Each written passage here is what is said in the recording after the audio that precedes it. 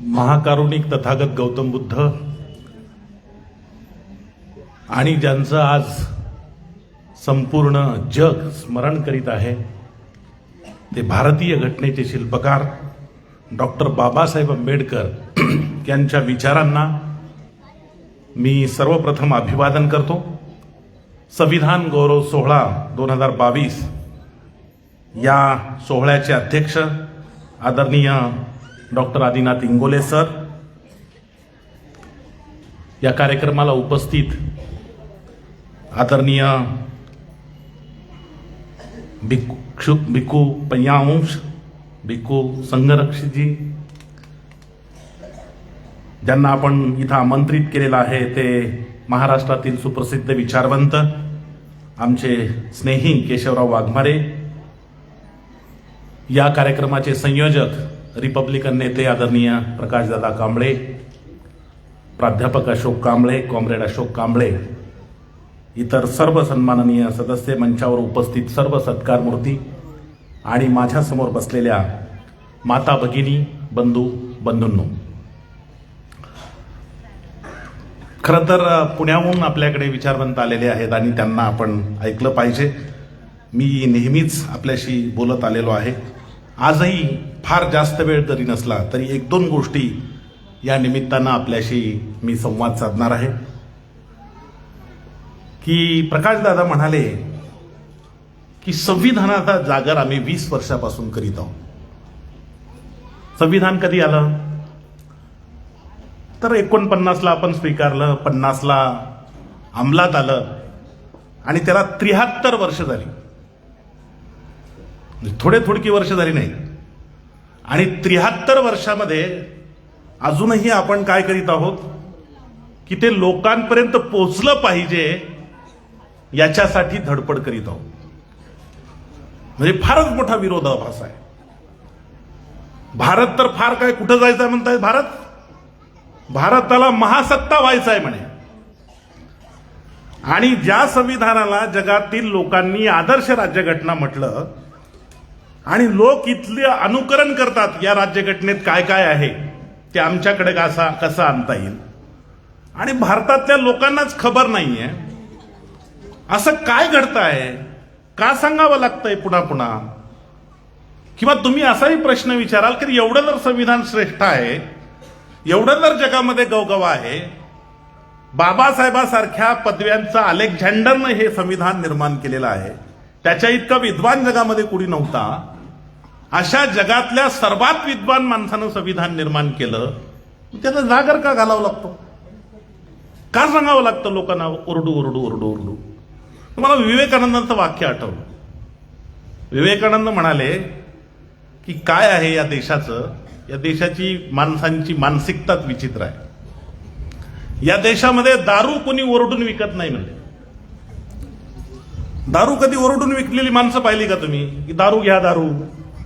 पण तुम्ही संध्याकाळ झाली की बघा तिथं गर्दीच गर्दी असते। काय विकावं लागतं ओरडून? तर सकाळी सकाळी दही आणि दूध घ्या असा म्हणून माणूस येतो। दही घ्या दही, जे शरीराला पोषक आहे, जे शरीराला आवश्यक आहे ते ओरडून सांगावं लागतं। आणि जे घाणेरडं आहे, जे माणसाला पतित करतं, जे माणसाला अवनत करतं, तिथं गर्दी आहे। शाळांमध्ये गर्दी कमी आहे, शाळा बंद आहेत, मंदिरं चालू आहेत, जत्रा चालू आहेत। हे जत्रा चालू आहेत, गर्दी चालू आहे, कार्यक्रम चालू आहे, धिंगाणा चालू आहे, शाळा बंद आहेत, महाविद्यालय बंद आहेत। का बंद आहेत? हेच की जिथं नको तिथं जायची सवय लागलेली आहे। आणि म्हणून 20 वर्षापासून प्रकाशदादा कांबळे आणि त्यांचे सर्व सहकारी संविधानाचा जागर घालीत आहेत। पुन्हा पुन्हा सांगावं लागतं की अरे बाबा, तुझ्या जगण्यासाठी आवश्यक हे संविधान आहे। असं म्हणतात की माणूस जन्मतो, आता कुणालाही माहित नाही की आपण का जन्मलो, काहीच माहित नाही का जन्मलो असं सांगणारा माणूस अजून तरी मी पाहिला नाही की मी का जन्मलो। आता तो जिवंत आहे, कधीपर्यंत जिवंत आहे? मरण येत नाही तोपर्यंत जिवंत आहेत माणसं। आणि असं म्हणतात की माणूस एकदा मरतो, पण हे खरं नाही। माणूस जन्माला आला तो मरतो, तो जिवंत राहतोपर्यंत मरेपर्यंत जिवंत राहतो. दोन प्रश्न आहेत. तो जिवंत राहतो, जगतो का? जगणं ज्याला म्हणतात ना, माणसाचं जगणं, हे माणसाचं जगणं त्याला मिळतं का? प्रत्येक जिवंत माणसाला. आणि तो जिवंत माणूस खरंच एकदा मरतो का अनेकदा मरतो? भारताचा जर विचार केला तर भारतातला माणूस हा अनेकदा मरतो. जन्माला आल्यापासून प्रत्येक क्षणाला मरतो. या देशाची जी परंपरा सांगते, ज्या परंपरेचा अभिमान आहे असं आपल्या प्रतिज्ञेमध्ये लिहिलेलं आहे, पण कोणत्या परंपरेचा अभिमान बाळगायचा हे आपल्याला सांगितलेलं नाही. काय परंपरा सांगते? तर परंपरेनं माणसाला हीन लेखलेलं आहे. याला पाणी पिऊ देऊ नका, याच्या सावलीचा विटाळ माना, बायकांना शिकायला पाठवू नका, बायकांना पायातली वाहन समजा. हा आपला देश. मग कुठे आहे जगणं? एकाच जन्मामध्ये हजारदा माणसं मरत होती. त्याला कारण होती मनुस्मृती, त्याला कारण होती इथली धर्मशास्त्र. आणि गंमत आहे की बाबासाहेब आंबेडकर नावाचा माणूस, मला कधी कधी वाटतं की इतकं काव्य किंवा कल्पना करू शकत नाही, इतकी अद्भुतता त्यांच्या आयुष्यामध्ये आहे की ज्या माणसाला खबर नव्हती, त्यांनी 1927 साली की या देशातील प्रत्येक माणसाला अवनत करणारा हिंदूंचा कायदा, कायद्याची संहिता, कुणाचा अपमान केला त्यांनी? स्त्रियांचा अपमान केला, शेतकऱ्यांचा अपमान केला, कष्टकऱ्यांचा अपमान केला, सर्व जाती जमातीतील स्त्री पुरुषांचा अपमान करणारी जी मनुस्मृती आहे, त्या मनुस्मृतीचं दहन केलं, जाळून टाकली आणि सांगितलं की हा कायदा आम्हाला मान्य नाहीये. लोक म्हणाले की हा माणूस कसा आहे की पुस्तकावर प्रेम करणारा माणूस पुस्तक जाळतो. काय असेल त्या पुस्तकांमध्ये, किती भीषण आणि भयानक असेल. आणि बाबासाहेबांनी 1927 साली मनुस्मृती नावाचा जुना कायदा जाळला. आणि गंमत पहा की त्याच माणसाच्या हातून या देशाचा नवा कायदा लिहिला गेला. त्याच माणसावर जबाबदारी देण्यात आली. आणि बाबासाहेबांनी अहोरात्र मेहनत करून, आता मी सांगण्याची गरज नाही, सगळ्या मुलांना माहित आहे की तब्येत अजिबात बरी नसताना सगळे आजार होते त्यांना. डायबेटीस, आर्थरायटिस, स्पॉन्डिलिसिस, शुगर, बीपी, काय सगळे आजार होते त्यांना. पण हा माणूस या देशाचं संविधान लिहित होता आणि इतकं परिश्रमपूर्वक हे संविधान तयार केलं आणि देशाला अर्पण केलं. आणि या देशात, जसं आता गाण्यामध्ये सांगितलं त्यांनी, की या संविधानानं माणसाला जगणं दिलं. कसं जगावं हे सांगणारं हे संविधान आहे. आता जोगदंड सर पण म्हणाले की मान सन्मान दिला. कुणाला दिला मान सन्मान? हो, मान सन्मान अस्पृश्यांना दिला नाही. या देशातील प्रत्येक नागरिकाला दिलेला आहे की जो सन्मान 1950 पूर्वी नव्हता. काढा पुस्तकं, काढा इतिहास, काढा परंपरा, काढा धर्मशास्त्र, की माणसाचा सन्मान करणारं एकही वाक्य प्राचीन भारताच्या इतिहासामध्ये तुम्हाला सापडणार नाही. पहिल्यांदा सांगितलं की हा माणूस हा देशाचा नागरिक आहे, इथं जन्मलेला. आणि एका माणसाला जो अधिकार, राष्ट्रपतीला जो अधिकार आहे, तोच सामान्य माणसाला आहे.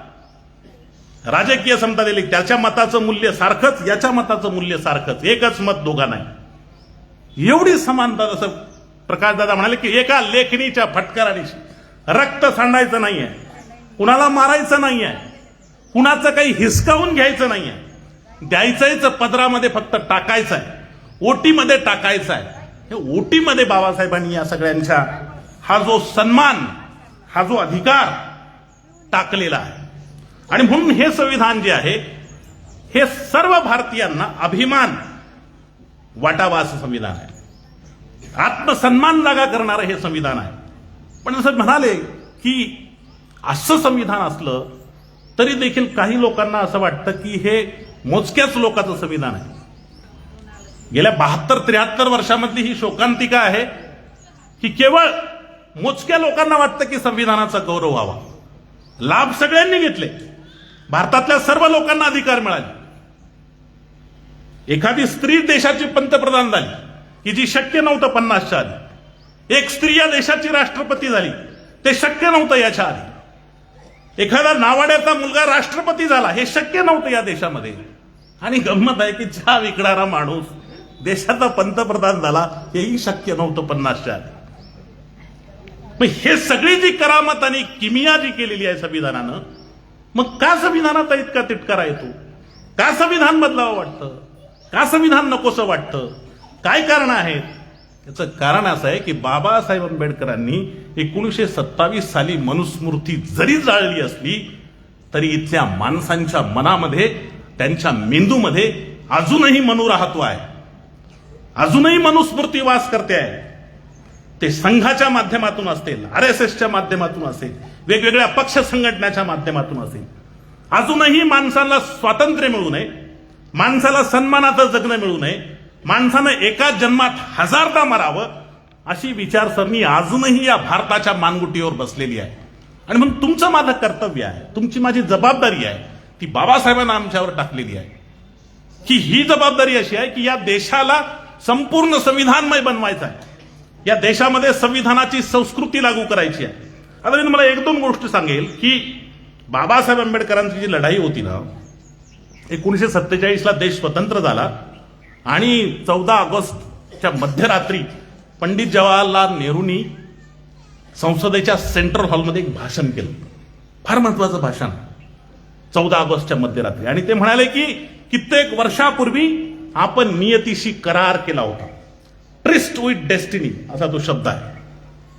नियतीशी करार केला होता आणि मग तो आता पूर्ण करण्याची वेळ आलेली. तो पूर्णांशाने होणार नाही, पण काही अंशी तो साकारणार आहोत.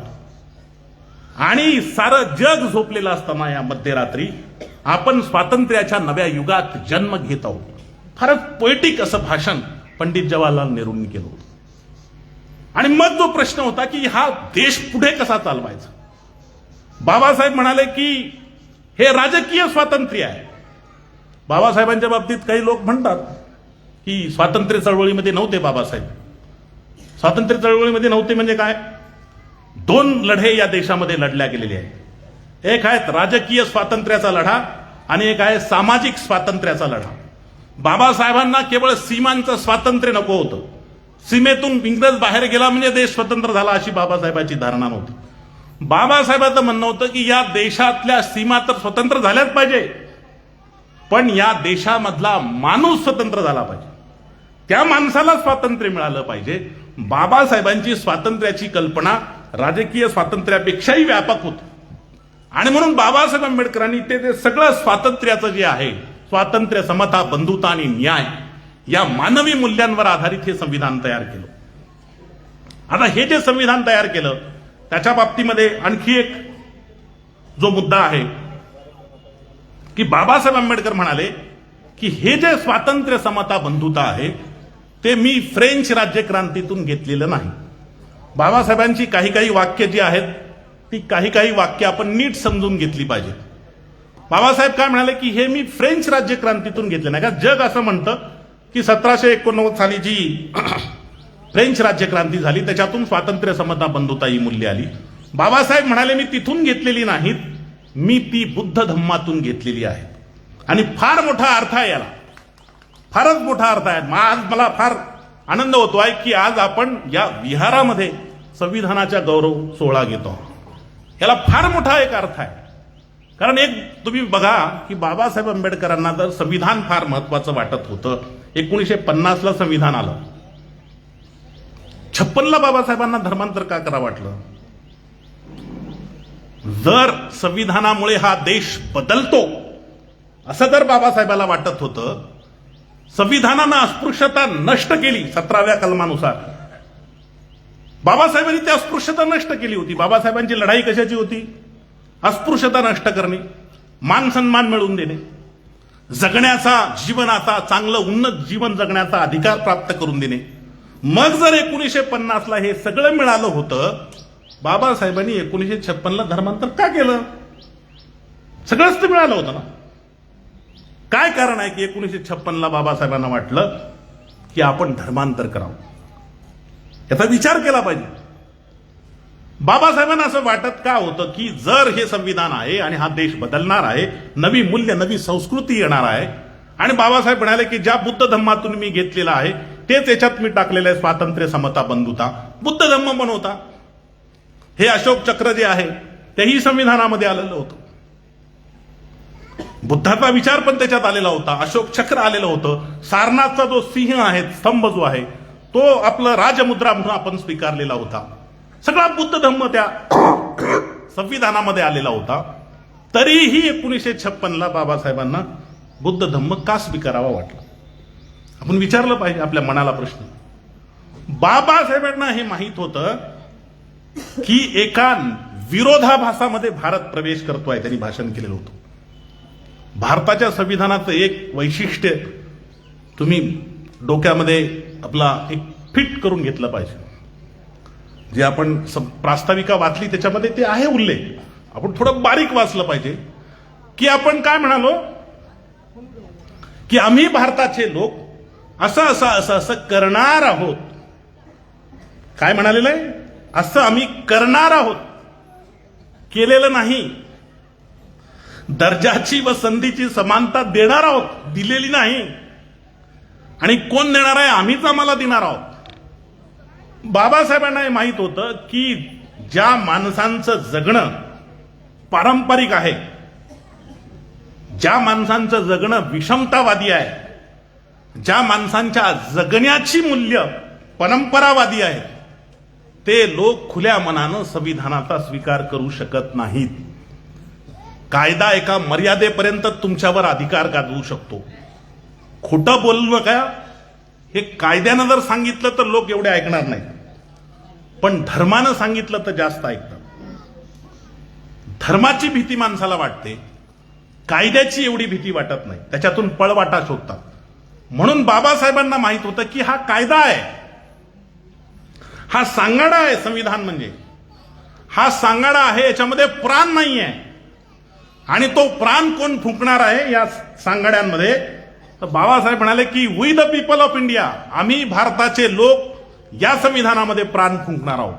पण बाबासाहेबांना माहित होतं की हे जे भारताचे लोक आहेत ते परंपरावादी आहेत, ते कर्मकांडवादी आहेत, ते विषमतावादी आहेत, ते स्त्रियांना दुय्यम मानणारे आहेत. ही माणसं कायम दोन जगामध्ये वावरतील. जिथं जिथं सरकारी कार्यालय आहे तिथं कायद्याप्रमाणे वागतील आणि परत घरी आले, सार्वजनिक जीवनात आले की परंपरेप्रमाणे वागतील. मग संविधान कसं चालेल?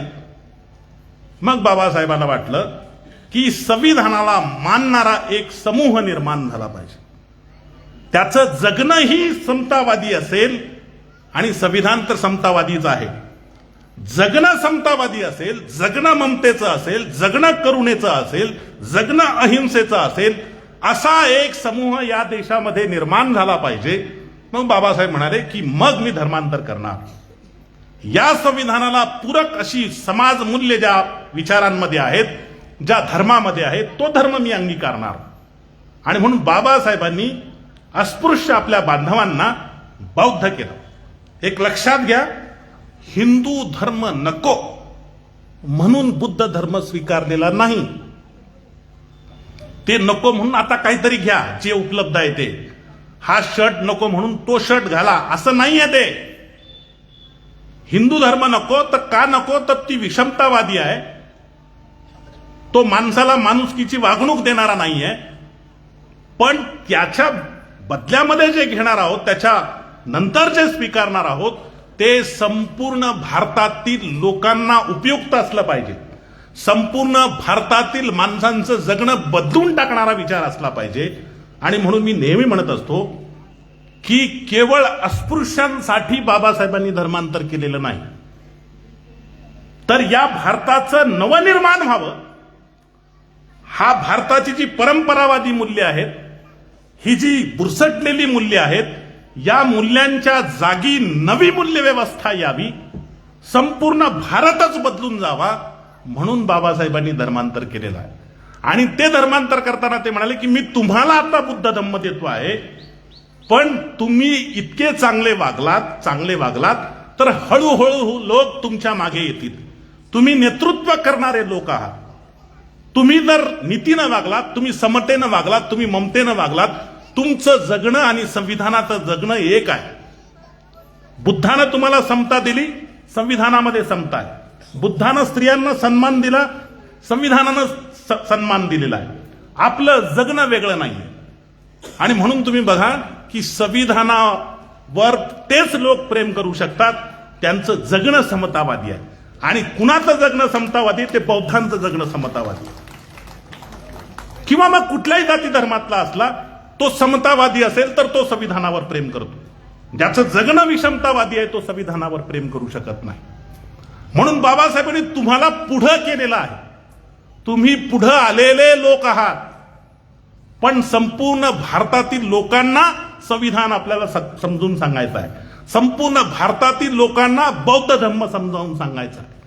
आणि या संपूर्ण बाबासाहेबांनी जे स्वप्न पाहिलेलं होतं, मग बाबासाहेब म्हणाले की मला सारा भारत बौद्धमय करायचा आहे. याचा अर्थ काय? की या संपूर्ण भारताला मला समतावादी करायचं आहे. या संपूर्ण भारताला मला ममतावादी करायचं आहे. संपूर्ण भारताला मला करुणावादी करायचं आहे. हिंसेपासून दूर न्यायचं आहे. परस्परांमध्ये सामंजस्य, सहकार्य, आपलेपणाची भावना निर्माण करायची. बाबासाहेबांचं हे स्वप्न होतं. बाबासाहेब असं छोट्या छोट्या गटासाठी विचार करणारा माणूस नव्हता. आणि मी तर म्हणतो की जगालाच पर्याय म्हणून बुद्ध धर्माकडे बाबासाहेब पाहत होते. की इतकी व्यापकता जी आहे ती व्यापकता आपण समजून घेतली पाहिजे. आणि म्हणून बौद्ध झालेल्या लोकांची जबाबदारी जास्त आहे आणि ती पार पाडलेली आहे लोकांनी. मी तुमचं कौतुक म्हणून सांगत नाही. मंडल आयोगाचा लढा हा कोण लढलं? तर ते बौद्ध लढू शकतात, संविधान प्रेमी लढू शकतात. कारण त्यांना माहित आहे की मला जो अधिकार मिळालेला आहे तो इतर वंचितांना पण अधिकार मिळाला पाहिजे. दुसऱ्याच्या अधिकारासाठी लढणारी माणसं संविधान प्रेमी असतात. जी संविधान प्रेमी असतात ती दुसऱ्याच्या हक्कासाठी लढू शकतात. 6 डिसेंबरला बाबरी मस्जिद पाडण्यात आली, त्याचा निषेध करण्यासाठी कोण पुढे आलं? संविधान प्रेमी लोक पुढे आले. कारण हा संविधानावर घाला आहे, या देशातल्या बहुसंस्कृतिकतेवर हा घाला आहे. संविधानवाले पुढे आलेले आहेत. आणि म्हणून तुमच्या लक्षात येईल की संविधान प्रेमी लोक जे असतात हे खऱ्या अर्थानं भारतीय असतात. तुम्हाला खऱ्या अर्थानं भारतीय व्हायचं असेल तर तुमचं संविधानावर प्रेम असलं पाहिजे. ज्याचं संविधानावर प्रेम नाही तो कधीही भारतीय होऊ शकत नाही, तो कधीही देशप्रेमी देखील होऊ शकत नाही. हे आपण नीट लक्षात घेतलं पाहिजे. आणि म्हणून तुमची माझी जबाबदारी मोठी आहे असं मला सांगावं वाटतं. मी अधिक बोलणार नाही. एकच गोष्ट शेवटी तुम्हाला सांगेन की बाबासाहेब आंबेडकरांनी ही जी एक जबाबदारी आपल्यावर सोपवलेली आहे आणि म्हणून वर्तमान काळामध्ये येतो की मग अस्पृश्यता नष्ट झाली का हो? सामाजिक न्याय मिळाला का हो? राजकीय समता मिळाली, पण आर्थिक आणि सामाजिक समता मिळाली का हो? तुम्हाला जर उदाहरणं सांगितली, 1-2 उदाहरणं मी तुम्हाला मुद्दाम सांगेन, तुम्ही लक्षात घ्या आणि विचारा लोकांना पण की समता आली समता आली असे म्हणणारे लोक आहेत. रामनाथ कोविंद आपल्या देशाचे राष्ट्रपती आहेत. रामनाथ कोविंद ते ओडिसामध्ये गेले होते 2-1 वर्षापूर्वी, 2-3 वर्षावर. राष्ट्रपती माणूस पत्नीसोबत गेले, त्यांना गर्भगृहामध्ये त्या मंदिराच्या जगन्नाथाच्या प्रवेश देण्यात आला नाही. त्याची जी पत्नी आहे त्या पत्नीला धक्काबुक्की करण्यात आली, ढकलून देण्यात आलं. कोण? देशाचा राष्ट्रपती. का? दलित आहे. मग देशाचा राष्ट्रपती जरी झाला तरी देखील त्याची पत्नी आणि राष्ट्रपती असणाऱ्या रामनाथ कोविंद, आता त्यांची विचारधारा काही असो, त्यांना ढकलून देण्यात येतं. कोणता देश आहे? कोणती संस्कृती आहे? कुठली महासत्ता होणार आहात तुम्ही? कुठला गर्व आहे? कशी तुमची 56 इंचाची छाती आहे? कशी काय फुगते ही छाती? बोललं कोणी देशामध्ये? टाइम्स ऑफ इंडियामध्ये ही बातमी छापून आली. बोललं कोणी याच्यावर? म्हणले चौकशी करू आम्ही. काय झालं चौकशीचं? कुणालाच माहित नाही. ढकललंय कसं जात? म्हणजे गर्दी होती. कशी ढकलल्या जातं? राष्ट्रपती आहे, राष्ट्रपतीची पत्नी आहे. मध्ये उत्तराखंडमध्ये एक घटना घडली. स्वयंपाक करणारी जी बाई असते शाळेमध्ये, मिड मिल जे असतं दुपारचं भोजन, ती बाई होती दलित. पोरं म्हणाले आम्ही या बाईच्या हातचं खाणार नाही. आत्ताची घटना आहे, 2 महिन्यापूर्वीची. मुलं काय म्हणाले? आम्ही त्या बाईच्या हातचं खाणार नाही. का? दलित आहे. गंमत पुढे झाली. बातमी तर ही छापून आली की तिला तिच्या हातचं खाण्याला नकार दिला मुलांनी म्हणून. मुलं काही कारण सांगायला, पालक आमचे मुलं जेवून चालती वगैरे वगैरे. नंतर दुसरी बाई ठेवण्यात आली, सवर्ण बाई ठेवण्यात आली. दलित मुलं म्हणाले आम्ही खात नाही या बाईच्या हातचं. हा निषेध आहे, हा बहिष्कार नाही आहे आमचा, हा निषेध आहे की तुम्ही जर खाणार नसेल तर आम्ही तरी का खाऊ. हे 2021-22 मधली घटना आहे. आणि म्हणून 73 वर्षापूर्वी समता आम्ही स्वीकारली, पण आमच्या समाज जीवनाच्या ती भाग झाली नाही. आमच्या मन आणि मेंदू आणि मस्तिष्क मध्ये ते गेलेली नाही समता.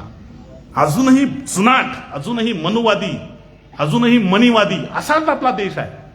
आणि म्हणून तर पुन्हा पुन्हा सांगण्याची गरज आहे की हे संविधान हे सर्वांच्या कल्याणाचं संविधान आहे. हा धम्म सर्वांच्या कल्याणाचा धम्म आहे. आणि म्हणून धम्म आणि संविधान याची सांगड घालून या देशाची वाटचाल करण्याची गरज निर्माण झालेली आहे. आणि मी शेवटचं मी तुम्हाला सांगणार होतो की बाबासाहेब आंबेडकरांनी, मी म्हणालो की तुम्हाला नेतृत्व दिलेलं आहे, तुम्हाला पुढं केलेलं आहे. तुम्ही तसंच बसून राहिला तर उपयोग नाही. कार्यक्रम करतोय, गौरव करतोय, मी तुमचा सत्कार करतो, तुम्ही माझा सत्कार करता, तुम्ही माझा गौरव करता, मी तुमचा गौरव करतो, वा छान झालं, काहीही होणार नाही. काहीतरी काम करावं लागेल, काहीतरी मिशन हाती घ्यावं लागेल. आपलं संपलेलं नाही आहे. संविधान आलं, बाबासाहेबांनी दिलं, जगात गाजलं, अहो ते अंमलात नाही आहे. अंमलात आणण्यासाठी प्रयत्न करावे लागतील. ते जे त्याच्यामध्ये जे न्याय हक्क प्रदान करण्यात आलेले आहेत ते लोकांपर्यंत पोहोचले पाहिजेत. ते पोहोचले नाही तर लोक संविधानाचा गौरव कसा करतील. त्या सामान्य माणसापर्यंत ते हक्क पोहोचवण्यासाठीची चळवळ आपण उभारली पाहिजे. संविधानाची अंमलबजावणी काटेकोरपणानं कशी होईल त्याच्यासाठीची आपण चळवळ उभारली पाहिजे. आणि मी तुम्हाला म्हणालो की माझं जगणं जे आहे ना ते माझं नाही आहे. कृपा करून इथे बसलेल्या आणि आपल्या सगळ्या लोकांना सांगा, माझं जगणं माझं नाही आहे. मी एका चळवळीचा भाग आहे. ती जबाबदारी काळानं आणि बाबासाहेबांनी माझ्यावर टाकलेली आहे. मला लढायचं आहे. मी सैनिक आहे. मी माणूस म्हणजे साधा कुटुंब सांभाळणारा माणूस नाही आहे, तर मी सैनिक आहे. आणि बाबासाहेबांनी जे एक विराट स्वप्न पाहिलं होतं मानवतेचं, बाबासाहेबांनी जे एक विराट स्वप्न पाहिलं होतं एका आदर्श धम्ममय समाजाचं, बाबासाहेबांनी एक भव्य दिव्य जे स्वप्न पाहिलं होतं संविधान संस्कृतीचं, ती संस्कृती निर्माण करणाऱ्या व्यापक प्रकल्पाचा मी एक भाग आहे. आणि त्याच्यासाठी मी लढेल, त्याच्यासाठी मी झटेल, त्याच्यासाठी मी काम करेल, त्याच्यासाठी मी परिश्रम करेल, असा संकल्प करण्याचा हा दिवस आहे. तुम्ही सुबुद्ध आहात, तुम्ही जाणते आहात. आणि म्हणून वैयक्तिक जीवनापेक्षा या विराट स्वप्नाशी आपण स्वतःला जोडून घेऊया. हे विराट स्वप्नाशी जर आपण जोडून घेतलं तर बाबासाहेबांना अभिप्रेत धम्ममय भारत, बाबासाहेबांना अभिप्रेत संविधान संस्कृतीवर आधारित भारत आपण निर्माण करू. आणि आपल्या डोळ्यात देखत तो निर्माण करण्यासाठी आपण कटिबद्ध होऊया. एवढीच या प्रसंगी अपेक्षा व्यक्त करतो. मला इथं बोलावलं त्याबद्दल आपणा सर्वांप्रती कृतज्ञता व्यक्त करतो आणि थांबतो. जय भीम, जय बुद्ध, जय भारत.